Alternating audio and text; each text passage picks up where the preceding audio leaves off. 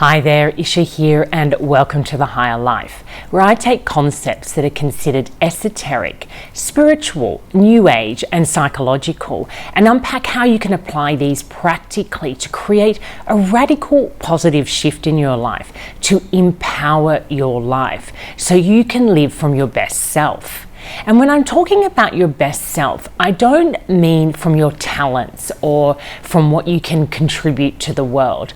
I mean that you get to experience your natural, true self in the fullest possible way. That you get to show up in your life every day and just go with the flow and enjoy what comes your way without having this drive to always do better, be better, and have more. Because this is very much the affliction of the modern mindset, and it is a strong signal that the current paradigm that we're operating out of, which is, in my belief, a performance-driven paradigm, which is from a very early age, we are conditioned by the belief that our purpose in life is to perform in some way or another. And more recently, that kind of performance has not been self-interested. It has moved out of a more self-interested type of performance, such as, top athletes, top actors, people who have become top performers in their field, but really for their own individual satisfaction. We've started to move into a performance mindset that is in service of the whole. That is, I guess, a more attractive version of this performance mindset, where the idea is you perform at your best so that it can serve the greater whole. And often this plays into some kind of belief that the world is not okay, that in a way, if you're not performing to your best or you're not contributing to society in a really positive way, you're still living a diminished version of you. So there is this expectation. The performance-driven mindset or the progress-driven mindset is driven always by expectation. There is an expectation on you as a human being to deliver a certain result during your lifetime. And if you fail to do so, you are a failure at life and not really worthy of feeling good about yourself. But feeling good in yourself is in fact a very natural inner resource that we all have available to us as human beings. It is actually what makes us who we are. We are beings that have an internal system that naturally produces a good feeling, a feeling of being at one, at ease, in partnership with life in a really gentle, loving, and creative way. It is this playful energy that we see in very young children before they've started to integrate this performance mindset into their lives. And that tends to happen even earlier than it might have ever happened before. Already at 3 or 4 years old, kids are learning at kindy and in their early years of school about this expectation to deliver and to perform. And that's, we see anxiety already manifesting in children at a very young age. And a lot of it has to do, if not all of it, with this misconception that the purpose of the human experience is to perform, is to achieve. And of course, there is some logic as to why this kind of belief system has evolved over time. And science has, I think, really come to prove that there is a dopamine effect in achievement. There is a dopamine effect in performance and progress when it works out for you. So, if you achieve something or you complete a task, there is a kind of high that comes from that. And so we get used to the little high that comes from performing or achieving or winning or even completing tasks on a to-do list. And we almost become addicted to that dopamine hit. And if we fail to achieve something or fail to make progress or fail to perform or fail to complete those tasks or are unsure of what tasks to complete or don't even feel like completing tasks, we can have that opposite of the dopamine effect and start to feel depressed. So it's actually not a very healthy way to be living day-to-day life, this idea that the purpose of the human experience is to perform. And we can see that this belief is very dominant if we explore the education system and really see that the education system is really predominantly all about performance, comparison, competitivity, being competitive. It is about collaboration, but at the end of the day, there's always a mark, and that mark is always in relation to another person's mark. And there's always discussions and feedback about how you could have done better or where you need to do better. And there's always that little dopamine effect when the teacher gives you positive feedback or you're doing well. It's very much a codependent way of feeling good about yourself. And here at the Higher Life, we're all about empowerment. And at the end of the day, empowerment means that you feel empowered, you feel enriched, you feel open to life without being dependent on anything for that it is an internally generated experience. And this is so important, because when you hear in the spiritual circles, as you do a lot, that everything you need is within you, or that we are all one, that used to actually kind of confuse me a little bit, especially if you're in a conversation with somebody who has belief systems that are very different to your own, or you look out in the world and you see people massacring each other, and then you are asked to think, well, that person and me, we are the same person. That's how it can feel when someone says we are all one.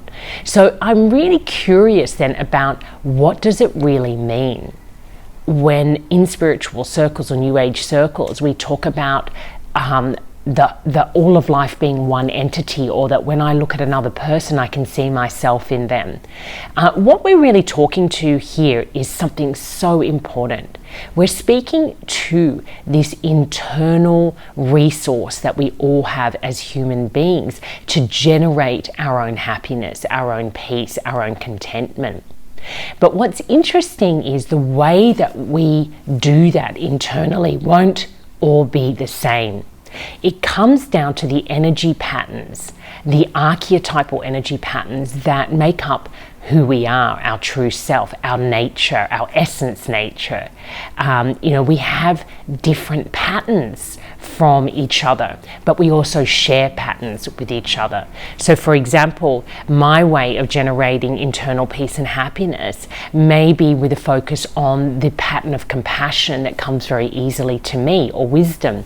I have these patterns that make up my true essence nature that are distinctive to me, that I recognize them, that I have a natural predisposition towards wanting to be compassionate, or compassion comes easily for me.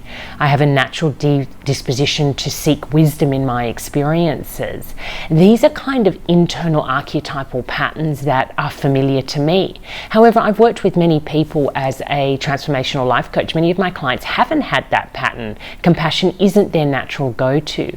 Some of them, it's been generosity. Others, it's humor. Sometimes it's been creativity, logic. There is these other archetypal patterns that make up the human experience that exist in other people, and that's where they go to kind of generate this internal resourcefulness, to be at peace and happy and content and curious. We share these tendencies towards playfulness, towards curiosity, towards discernment, towards compassion, empathy. These are shared human internal capacities or capabilities that we all have, that are available to us 24 hours a day, that can give us an instant response to life that generates a good result. So what do I mean by that?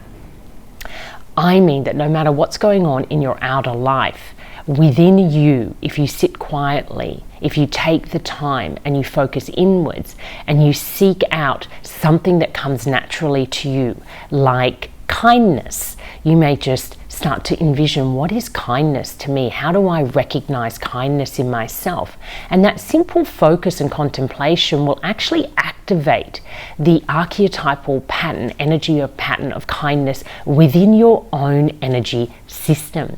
So you will actually start to feel the kindness pulsating through you. And if you happen to be in a conversation with someone at that time, or you left that space and went to do something, that kindness will naturally translate out of your system into their system, because it is through our relationships that our energy patterns meet and co-create. So if you're coming into your relationships with a natural energy pattern of kindness, it tends to activate a similar pattern, maybe not the same, but a pattern that aligns at the same frequency in the person that you are engaging with. So for example, I might have an altercation with someone where the potential is to get angry or rageful or have an argument, and instead of accusing, I might ask a question out of kindness, and I'll notice that that person may respond to me with honesty, and that honesty then activates within me compassion, and within them humor. So we suddenly have this really intimate, lovely interchange that could have actually been a high conflict, very unpleasant or aggressive interchange, simply because I have been aware of the power that I have within me to influence the interaction and the relationship I'm having with this person in the moment. I know my own power, and I know their own power, because I know we share this power because we're human. And that is what it means in the purest sense, that this person and I are one. We are human, and we have access to the same inner resourcefulness. However, how that inner resourcefulness shows up and is expressed will have its own uniqueness to it, because we are made up of slightly different archetypal energy patterns that shape how my generosity meets their kindness. So it's such a wonderful, playful space, and it makes sense. If you go to the playground or you're at a kindy and you watch young kids interact with each other, there is this playfulness and this curiosity and this generosity in the way that they interact with each other, but they also have a distinct uniqueness. One of them might be I'm thinking about these Mr. and Miss Men little books that I used to read. There might be a little bit of a Mr. Happy and a Miss Charming, or a Mr. Curious and a Miss Bossy. There's these energy patterns that we have that are archetypal, and they influence the way that we interplay with each other. And that is why it's really important when you're on the path of self-discovery or self-awareness, or you want to live a truly empowered life, to actually understand the 64 archetypes that make up our human nature, and then to dig a little deeper and explore which of these 64 archetypes makes up your true nature. This is actually work that you can do. There are paradigms out there that have been created, such as the Gene Keys and human design and Carolyn Mace's archetype work, which give you a portal that you can actually map out your archetypal nature and also your energy nature, so that you can understand how this inner resourcefulness operates in you and how you can access it and cultivate it. I find this is such powerful work, because if we rely simply on the outside world to guide us as to who we are and who we can become and what is important and what our purpose is, we will end up living a very performance-driven, quite exhausting, anxiety-ridden life. Even if we're not aware of it, it is an anxiety exasperating process to view yourself through a performance paradigm, because there's always somebody who will be better than you, worse than you. It's actually a really unpleasant and uncomfortable space to be in, to be constantly aware of yourself in relation to others in terms of how you perform or how you progress, or whether you achieve, whether you're a winner or a loser, all this language that we have. Or on the other spectrum, to be a pleaser and to go about your life wanting to contribute so that you can feel good about yourself, wanting to make the world a better place so that you can feel worthy of being happy. It is a very self-destructive path to go along, one that I know very intimately, and it leads to burnout. Pleaser profiles are the ones that tend to burn out the most quickly, because their fundamental belief pattern is I must be contributing in order to feel worthy. Whereas really, it's once you feel genuinely at ease and in charge of your own inner power capacities that you are able to fully give without burning out, because you're actually using your energy correctly. And a performance-driven mindset does not use energy correctly, because it has a singular agenda, which is to perform.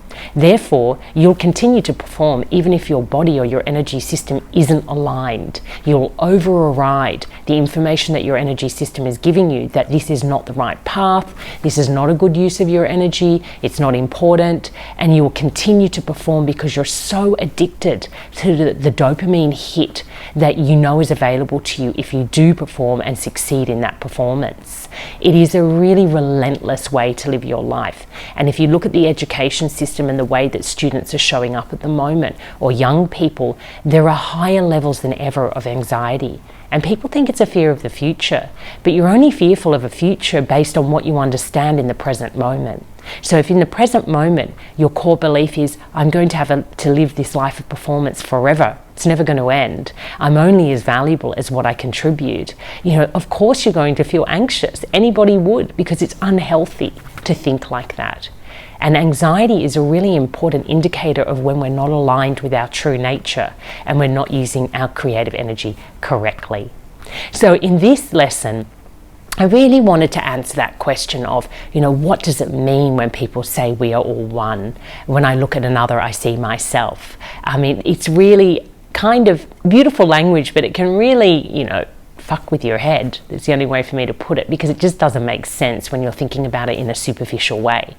But if you do consider that as human beings, we have a shared inner resourcefulness, things that we've come to name and identify, 64 patterns that make up human nature, 26, I think it is, if you look at the VIA character strengths, virtues that all humans share, you can start to look at what are these universal patterns that make up a human being. And then it's easy to recognize yourself in another. When I meet another person who's naturally compassionate, I see myself in them, but what I see is compassion. We share this pattern of compassion, and therefore I can relate to their way of experiencing the world. When I come into contact or into relationship with somebody whose energy pattern is quite different, I'm trying to think of one, maybe logic, although I do share that logic. It's hard actually to think of one off the top of my head, but I've come across people where I just don't gel. I don't really get their way of perceiving the world. I'll think about these 64 patterns and I'll explore them, and I'll think, oh, okay, you have one that is all about illumination, for example, and this person will be seeking where can I fully illuminate in life? Where is that illumination in others? When you come to know these archetypal energy patterns well and intimately, you do recognize them in other people, even if you don't share them. And on one level, we all share the 64 patterns because it is what makes up the collective human nature. However, we have ones that we resonate more strongly with, that feel more familiar, because they're the ones that make up our little unique expression of being human. So I love this work. If you find this fascinating, you're curious about what your unique true nature is, either check out our courses at thehigherlifeacademy.com or contact me. We can work together to identify these, or check out the work of Richard Rudd, the Gene Keys, Human Design, or Carolyn Mesa's work on archetypes, or the VIA Character Strengths Test at Penn University. I think it's viacharacter.org. These are all very well developed programs and processes and sources of resources that you can draw on for free, a lot of them, that can really map out your unique expression, your true self. So I hope this has been helpful, and until next time, take care and love life.